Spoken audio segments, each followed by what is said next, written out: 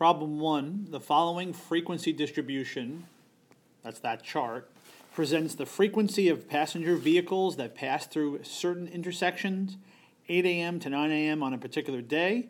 Construct a frequency bar graph. It's known in statistics as a frequency histogram for the data. And here it looks like there are 95 sedans, so I'm looking at the sedan section of these histograms, and I'm looking for 95. Now I notice this particular letter D doesn't even go up to 95. Same difference with letter B. Here it looks like only letter C matches the sedan being about 95. Now let's check. The motorcycle has 5. That looks pretty good. The SUV at about 65. Yep, and the truck about 30. So it looks like here our answer is letter C.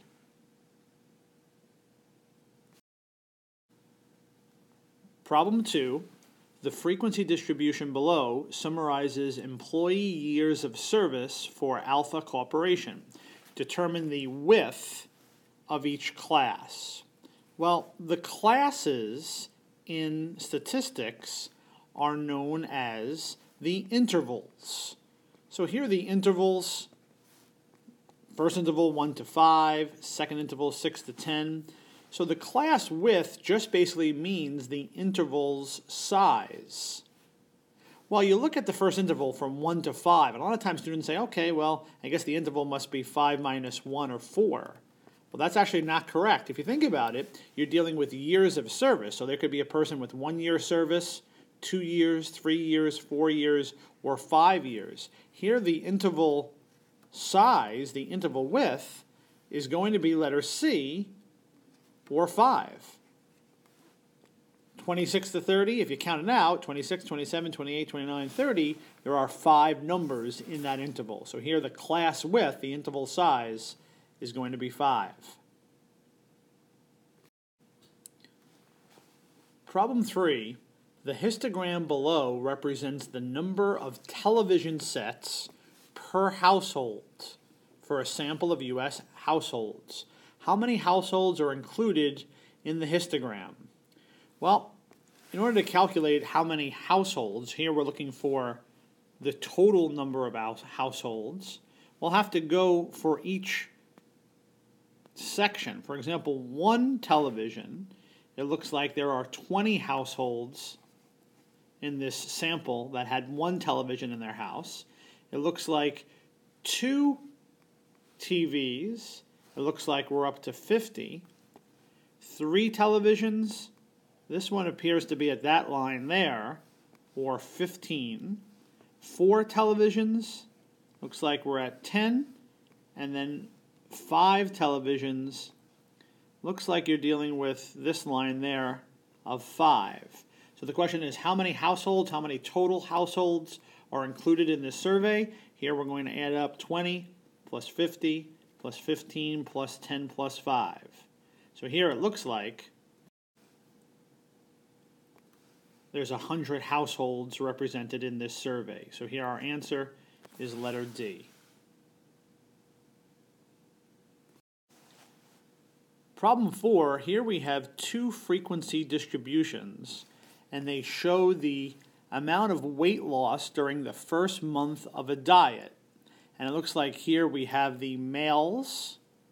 So the first one refers to the men, and the second one refers to the women. And for letter A, how many total people participated in the program? Well, what we're going to have to do is we're going to have to add up the number of men and then add that to the number of women surveyed. So how do we know the total? Well, the sum of the frequencies gives you the total number of data that you have. So for here, for each frequency distribution, for each frequency table, we're simply going to be adding up the frequencies to get the total. So according to my calculations, it looks like there were 47 men and 47 women who participated in this weight loss program, which means our total is going to be 47 plus 47, or 94. Letter B, in which weight interval did the median fall for women? So here we're going to be looking at the women data, and we're looking for the median. Remember, the median is the middle value, or the middle number. Now here we know that there were 47 women in this program. So what I always do is this. If you have an odd number of numbers, in this case 47, what I suggest you do to find the median, the middle number, is you just simply add 1 to it. So in this case 47 plus 1 is 48, and then divide that by 2. So that gives me 24. That means the 24th number is going to be the median. And what I do is, you look at your data, and you start counting your frequencies. So here I have the first interval, I have 4. The next interval, I have 3. So now I'm up to 7. So the first through fourth pieces of data are in the first interval. The 5th, 6th, and 7th numbers are in the second interval. So now I'm up to 7. 7 plus 19 is 26. So that means the 24th number, which is the middle number, has to be in this interval of 19, because I would be starting with the 8th data value, and the 8th all the way through 8 plus 19 is 27. The 8th to the 27th number has to be in this interval. So the question said, in which weight interval? So it looks like here it's going to be in the interval from 11 to 13.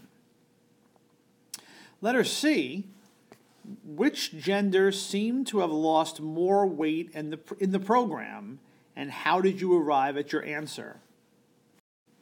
So I'm going to look at my 2 frequency distributions, and I'm looking for the gender that lost the most amount of weight.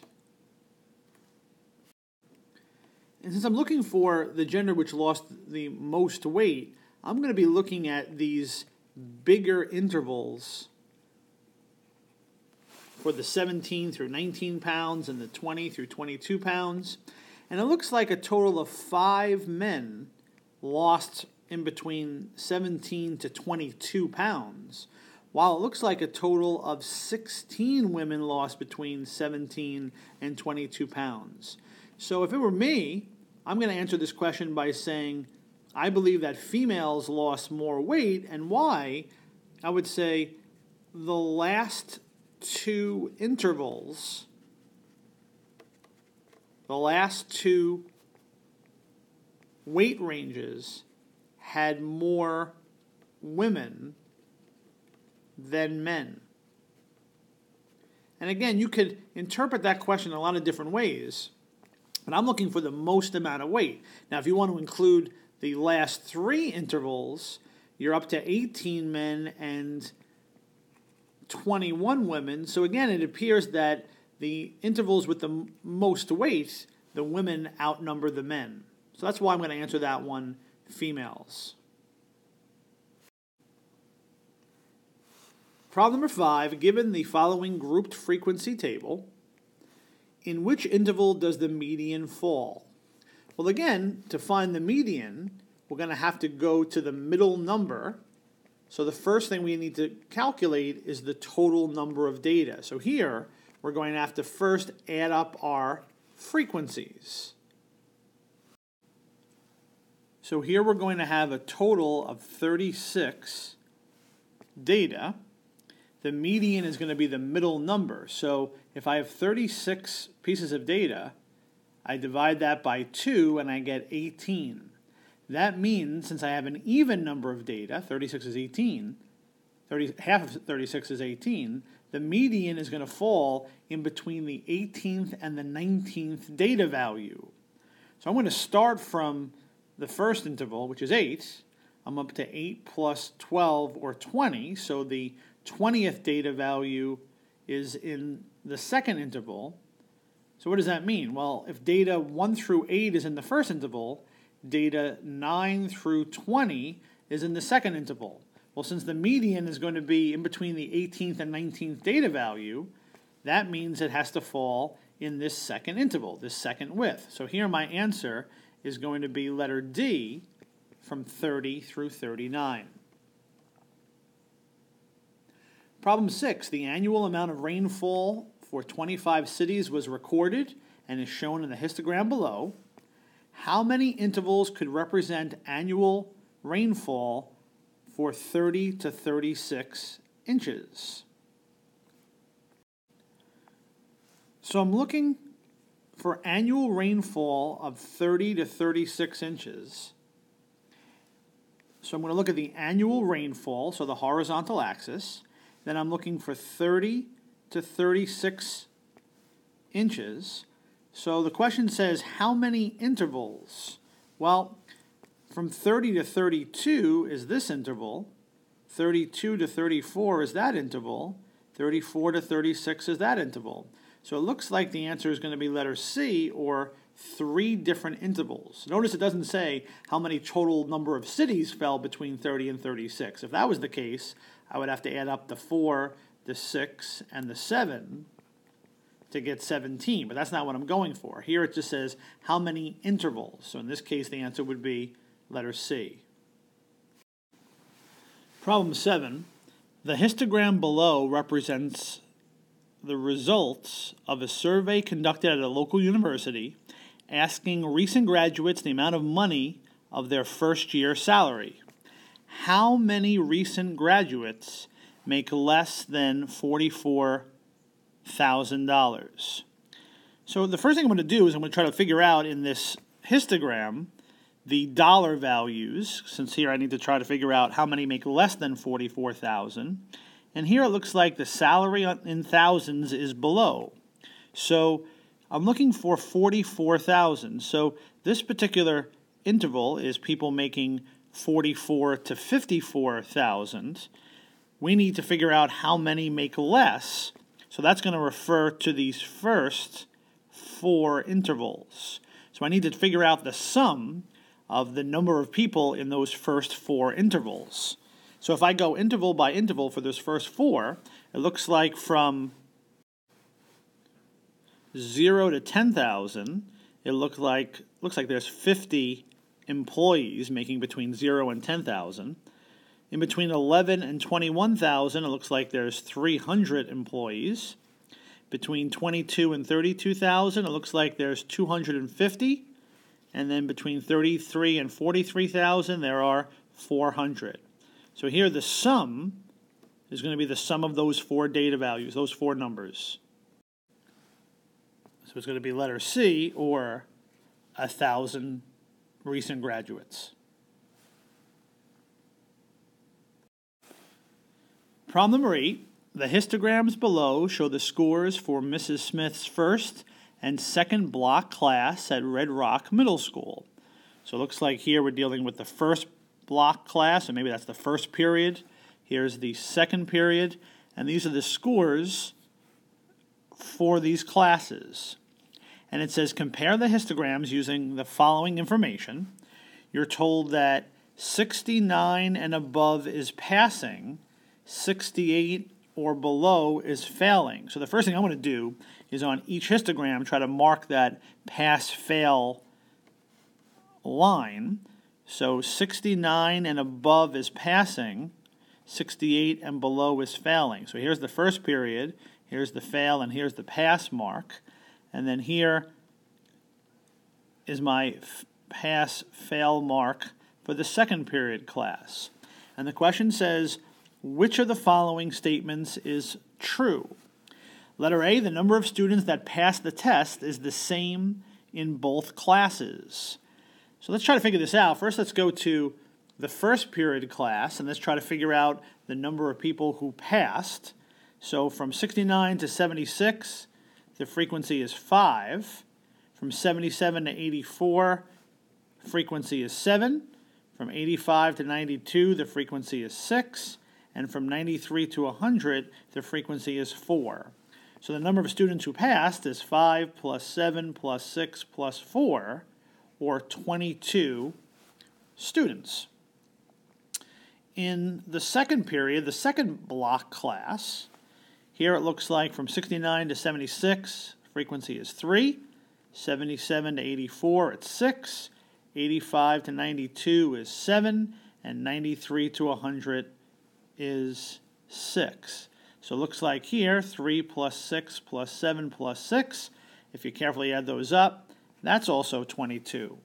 So letter A, the number of students that pass the test is the same in both classes. That seems to be true. That seems to be my answer.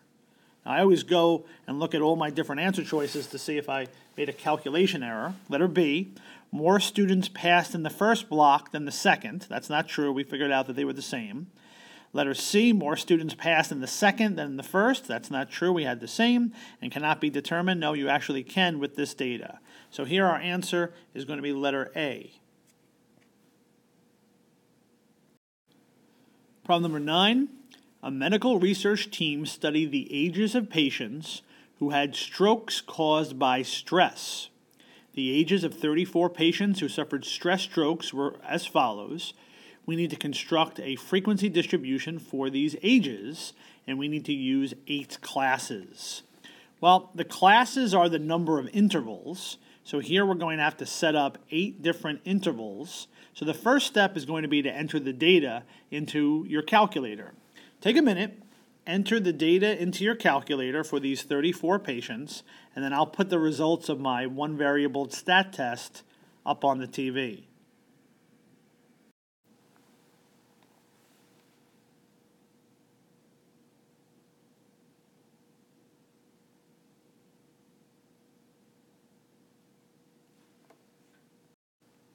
So here are the results of the one variable stat test for the data. Again, I always look at my n value first to make sure I have the correct number of numbers. So in this case here, I have 34 numbers. Now what we're going to do, since we have to use 8 intervals, we first have to figure out the interval size. How big of an interval should we use? And what we're going to do is the first interval always starts off at your minimum value. So in this case, the first interval is going to start at 27. But what we're going to always do to set up our intervals is we're going to take the range and divide it by the number of intervals the problem asks you to set up. You'll always be told in these questions the number of classes, the number of intervals. So here it says we need to use 8 classes. So I'm going to take the range. Well, what's the range? It's the maximum minus the minimum, 62 minus 27. So here our range turns out to be 35. So we're going to take the range, which is 35, and we're going to divide that by the number of intervals, which is 8. And when we do this, we're left with 4.35. Now, when you do these questions, the key is you're always going to round up. This is one of the few cases in math when you always round up. And you always round up according to the data that's given to you. Here you're given whole numbers, you're given integers. So we're going to take this quotient, this range divided by the number of intervals, which I got 4.375, and we're going to round up, in this case, to the nearest integer because that's what the data is. So when you round up, we're going to get 5. If you would have been given to the nearest tenth, let's say you would have been given 29.1, 30.6, then we would have rounded up to the nearest tenth and we would have gotten 4.4. You always round according to the data that's given to you. So here, our interval size, our class width, is going to be 5. And what we're going to do to set up our intervals is we're going to take this 5 and add it to our minimum value of 27 to get the next class's starting point. So 27 plus 5, 32. Then we'll add 5 again. 32 plus 5, 37. 37 plus 5, 42. So what we're going to do is we're going to keep adding 5 to get the starting points of the intervals. Now that we have the starting points of these intervals, to get where each interval ends, we'll say, okay, the second interval starts at 32, which means the first interval has to end at 31. Again, we're using whole numbers because that's what our data set was. If we were given decimals, we'd have to adjust our intervals accordingly. So here, since the third interval starts at 37, the second interval has to end one before that, or 36. And the pattern is going to be with this 5. Now we're going to keep on adding 5 to the ending points. So we're going to take the 36 and add 5 to get 41. That has to be 41 because the fourth interval starts at 42. Then we'll add 5 to get 46. Then 51, 56, 61, and 66. So this is how we set up our intervals, and this is how we're always going to do it in this class. Now what we're going to have to do is we're going to have to calculate the frequencies. How many numbers are there between 27 and 31? How many numbers are there between 32 and 36? And what we can do is we can have our calculator help us do this by setting up one of the graphs called a histogram. So what we're going to do first is press second and y equals on the calculator. By pressing second and y equals, it will bring up the stat plots option, and we will press enter to access plot number 1. We'll highlight on and press enter, and then we're going to set up a histogram, which is the third type of graph. If you're using one of the older versions of the calculator, it's the top row third graph. It kind of looks like a bar graph, except the bars are pushed together, so it's a histogram. Make sure the X list that you have matches the list in which you entered your data, and make sure your frequency is 1. Now what we're next going to do is this. We're going to press the window button. And we're going to set up our window as you see over here. The X-min is going to be 27 because that's the minimum value. It's also the starting point of the first interval. The X-max is going to be 66 because that's the ending point of the last interval. Here the interval size is 5, so we set our X scale to be 5. So the X's represent the intervals.